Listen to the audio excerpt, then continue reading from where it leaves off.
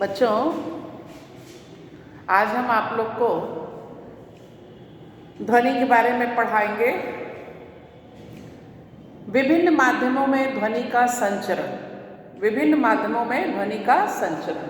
आपको मालूम है ध्वनि का संचरण हर माध्यम में होता है, लेकिन ये बात अलग है किसी में अधिक किसी में कम। लेकिन ध्वनि का संचरण हर माध्यम में होता है, चाहे वो ठोस हो, चाहे द्रव हो, चाहे गैस हो। ठीक है, हम देखते हैं कि ध्वनि का संचरण के लिए एक एग्जाम्पल है। जब हम ध्वनि, पहली चीज तो अभी हमने आपको पहले बताया है कि ध्वनि एक ऊर्जा है, ठीक है, और ध्वनि के संचरण के लिए माध्यम की आवश्यकता होती है। बिना माध्यम के ध्वनि संचरित नहीं हो सकती, मतलब एक स्थान से दूसरे स्थान पर नहीं जा सकती। तो ध्वनि के संचरण के लिए माध्यम की आवश्यकता होती है। 2 पॉइंट हो गए मेन। तीसरा है कि ध्वनि जो है किस प्रकार चलती है माध्यम में, किस प्रकार चलती है। तो ध्वनि जो है किसी माध्यम में जब चलती है तो उसको तरंग गति कहते हैं। क्या कहते हैं? तरंग गति। तरंग की तरह, वेव्स है ना, वेव्स, तरंगों के माध्यम से वो चलती है। गति कैसे करती है? तरंगों के माध्यम से, तरंग बन के। आप देखती हैं एक तालाब है, तालाब में हम एक ईंटा फेंक देते हैं, फेंकते हैं तो पानी ऊपर नीचे होता है और तुरंत हलचल मच जाती है, हलचल पानी में, पानी के ऊपरी सतह में या ऊपर देखती हैं आप तालाब में, जैसे पानी के पत्थर फेंकते हैं छप आवाज आती है और पानी में हलचल मच जाती है। थोड़ी देर बाद हम देखते हैं कि पानी की जो हलचल है वो होती रहती है और वो तरंगें उत्पन्न करती है और चारों तरफ घेरा घेरा हमको दूर तक पानी की तरंगें ऐसे ऐसे दूर तक फैलते हुए दिखाई देती है ना। तो वो तरंगें क्या होता है, वहाँ पर जब हम ईंटा फेंकते हैं या कोई पत्थर फेंकते हैं तो उसमें हलचल होती है, मतलब तरंग उत्पन्न होती है। ध्वनि को माध्यम चाहिए आगे बढ़ने के लिए, ध्वनि उत्पन्न हुई और उसको आगे बढ़ने के लिए। तो वो क्या है, वहाँ पर माध्यम जो है द्रव है, लेकिन द्रव का ये नहीं है कि वहाँ का जिस पे मारा वो कण जो है यहाँ से लेके वहाँ तक पहुँच गया, ऐसा नहीं है। वो अपने निकटवर्ती कण को ऊर्जा प्रदान करते हैं, मतलब तरंग उत्पन्न कर देते हैं, फिर वो दूसरे को, तीसरे को, इस तरह अपने निकटवर्ती कणों को, जो उनके पास के द्रव के कण हैं, उन पदार्थ के कणों को वो क्या करता है, आवेश, वो ऊर्जावान, मतलब ध्वनि जो है उसमें तरंग में जो है वो आगे की ओर बढ़ता जाता है, तरंग के रूप में, है ना। तो उसको आवेश वो करता जाता है, मतलब क्या बोलते हैं उसको, जो है गतिमान करता जाता है ना, गतिमान करता जाता है और इस तरह से वो आगे आगे आगे आगे आप देखती हैं लहर लहर तरंगों के रूप में दिखाई देता है। तो कहने का मतलब ये है कि उसके कण जो हैं वो अपना स्थान नहीं छोड़ते हैं, अपने स्थान पर ही रहकर अपने पास के कणों को गतिमान करते जाते हैं और इस तरह से तरंग के इस तरह से वो पास के कण जो है अपना स्थान नहीं छोड़ते, अपने स्थान पर रह के अन्य कणों को गतिमान करते जाते हैं और इस तरह से तरंग के रूप में ध्वनि का संचरण होता जाता है। हम देखते हैं तालाब के अंतिम छोर तक हमको लहर जैसी दिखाई देती है, मतलब वेव्स, तरंगें दिखाई देती हैं। तो ये है, इस तरह से तरंग के माध्यम से ध्वनि का संचरण होता है। ठीक है, अब है ध्वनि की तरंगें 2 प्रकार की होती हैं। एक है पहला अनुप्रस्थ तरंग। अनुप्रस्थ तरंग जिस तरंग में माध्यम के कण तरंग के चलने की दिशा के लंबवत हो, जिस दिशा में गति हो रही है वो उसके लंबवत, माध्यम के जो कण हैं वो तरंग जिधर जा रही है उसी दिशा में वो कैसे हो, लंबवत हो।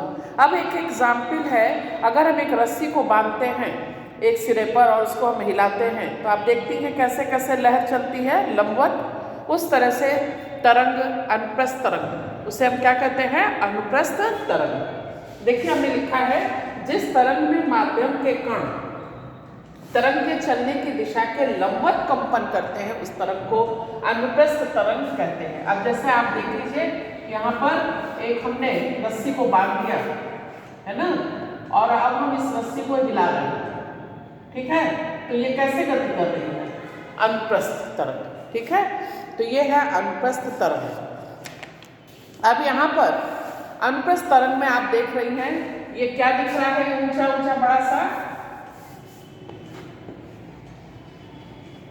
ये है श्रृंग, श्रृंग, और ये है गर्त। ठीक है, ये श्रृंग है और ये मतलब एक बार ऊपर जाता है एक बार नीचे, तो जब नीचे आ रहा है तो वो गर्त कहलाता है, जब ऊपर जा रहा है तो वो श्रृंग कहलाता है।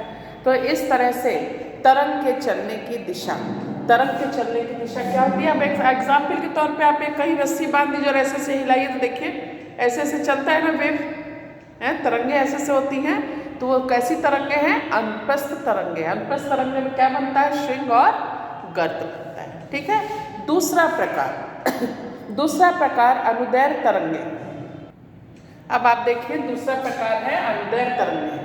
तो जिस तरंग में माध्यम के कण के चलने की दिशा के अनुदिश, मतलब जिस तरफ चल रही है माध्यम के कण भी जो है, तरंग अगर इस दिशा में जा रही है तो उसी दिशा में माध्यम के कण भी उसी के अनुदिश कंपन करते हैं, उसी दिशा में कंपन करते हैं। उस तरंग को तरंग दैर्घ्य कहते हैं। अब जैसे एक एग्जाम्पल के तौर पे आप क्या करेंगी, एक स्प्रिंग है, स्प्रिंग को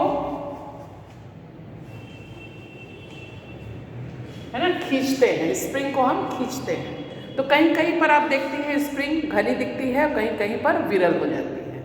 तो जहाँ घनी दिख रही है उसको संपीड़न, और जहाँ विरल दिख रही है फैली हुई काफ़ी, उसको हम विरल। तो गति जो है इस तरह से आप दिखती है विरलन और संपीड़न।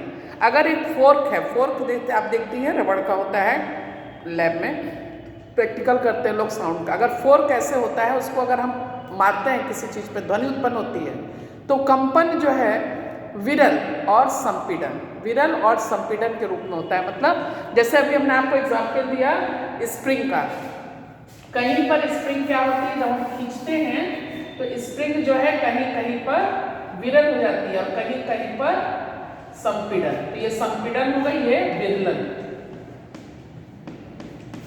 और ये हो गई आपकी संपीड़न। ठीक है, ये संपीड़न, ये विरलन। इस तरह जहाँ पे विरल मतलब जहाँ पर ज़्यादा फैल जाती हैं तो वो विरलन क्षेत्र कहलाता है, और जहाँ पर काफ़ी पास पास होते हैं वो संपीड़न कहलाता है। तो देखिए जब अनुदैर्घ्य तरंग के रूप में चलती हैं वायु में ध्वनि, अनुदैर्घ्य तरंग के रूप में जब चलती है तो एक अगर हम फोर्क को ऐसे ठोकते हैं, है ना, बजाते हैं तेजी से, तो भुजाएं जो है बाहर जाती हैं, उसकी भुजाएं जो है बाहर हैं, ठीक है ना ये, और वायु की परतों पर दाब डालती है, उन्हें पास पास कर देती हैं। तो इस प्रकार संपीड़न उत्पन्न होता है। जब वो पास पास कर देती हैं तो संपीड़न होता है, और जब धीरे धीरे भुजाएं भीतर की ओर आती हैं तो वायु की परतों पर दाब कम हो जाता है। देखिए हमने ठोका कस के, तो जब ये संपीड़न हुआ, तो जब तेज हुआ तो वो करीब करीब है संपीड़न, लेकिन जब वायु का दाब कम हुआ तो उनको ध्वनि कम हो रही है, तब वो विरलन हो गया। ठीक है, तो वायु दूर दूर होने लगती है तो विरलन उत्पन्न होता है। तो यहाँ पर वायु में परतों पर भी दाब डालती है, ध्वनि जो है वायु पे दाब पर भी की परतों पर भी दाब डालती है, वायु की परतों पर भी ध्वनि जो है दाब डालती है। ठीक है, इस प्रकार जब किसी माध्यम में अनुदैर्घ्य तरंग संचरित होती हैं तो उस माध्यम में किसी भी क्षण संपीड़न व विरलन की दशाएं एकांतर क्रम में विद्यमान होती हैं। क्या मतलब हुआ, समझ में आया आपको? एकांतर क्रम में विद्यमान, जैसे तेज तो संपीड़न ने करी में तभी तेज ध्वनि आई, फिर विरलन धीमे होते जा रहा है, दाब धीमे हो रहा है, ध्वनि भी धीमे हो रही है। जब तेज सुनाई तो संपीड़न, तो विरलन संपीड़न, विरलन संपीड़न। जैसे अभी हमने आपको एग्जाम्पल दिया एक स्प्रिंग का खींचने पर, आप स्प्रिंग खींचती हैं तो कहीं ज़्यादा फैली दिखती है, कहीं घनी दिखती है। तो जो घनी दिख रही है वो संपीड़न, और जो फैला दिख रहा है वो विरलन। उसी तरह ध्वनि में भी है, फोर्क जब चलाते हैं तो कहीं तेज कहीं धीमे, कहीं तेज कहीं धीमे, इस तरह से मतलब संपीड़न विरलन के क्रम में इनमें गति अनुदैर्घ्य तरंगें चलती हैं। अनुदैर्घ्य तरंगें कैसे चलती हैं? संपीड़न और विरलन के रूप में। ठीक है।